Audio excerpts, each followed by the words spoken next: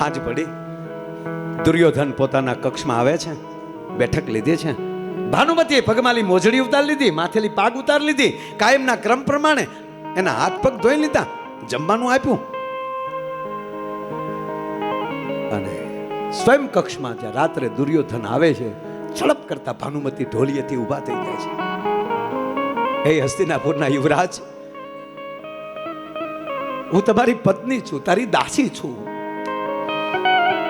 અને સાંભળી લે દુર્યોધન, સાંભળી લો યુવરાજ, આજ પછી ભાનુમતીના કક્ષમાં આવવાનો તમારો કોઈ અધિકાર નથી.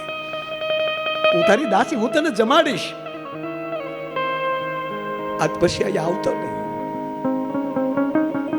આ કક્ષમાં આવવાનો અધિકાર તમે આજે પરિસભામાં ગુમાવી દીધો છે.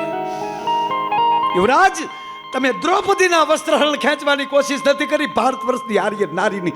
મને યુવરાજ જવાબ આપો કે આ દ્રૌપદીની જગ્યાએ તારી ભાનુમતી હોતો તું શું કરત? મને જવાબ આપો. આજ પછી આ કક્ષમાં ન આવતા.